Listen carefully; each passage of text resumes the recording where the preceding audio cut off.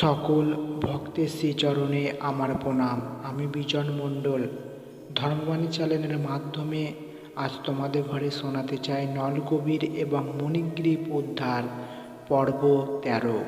নরকের নিকৃষ্টতম প্রদেশে অধঃপতিত হওয়া থেকে তিনি তোমাদের রক্ষা করেছেন। তোমরা অত্যন্ত সৌভাগ্যবান, কেননা তোমরা শুধু তার দ্বারা সাব্যস্তই হওনি, তোমরা তাকে সাক্ষাৎ দর্শনও করতে পেরেছ। কেউ যদি সৌভাগ্যক্রমে নারদের মতো শান্ত সকলের প্রতি দয়াপরবশ মহাত্মার দর্শন পায়, তাহলে তৎক্ষণাৎ সে তার বদ্ধ অবস্থা থেকে মুক্ত হয়। তা ঠিক সূর্যের পূর্ণ আলোকে অবস্থিত হওয়ার মতো। তখন আর কোনো কিছু দর্শন করতে কোনো বাধা থাকে না।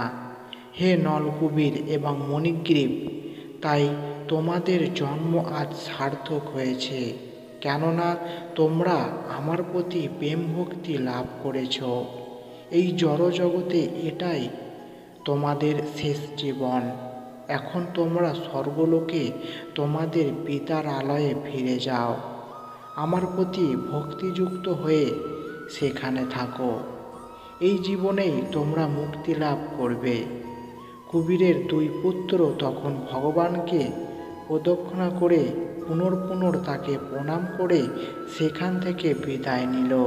আর ভগবান অদুকলে রজ্জুবদ্ধ অবস্থায় সেখানেই রইলেন। যদি ভিডিওটি ভালো লেগে থাকে তাহলে অবশ্যই লাইক, কমেন্ট, শেয়ার করবেন আর সাবস্ক্রাইব করে পাশে থাকবেন। হরে কৃষ্ণ।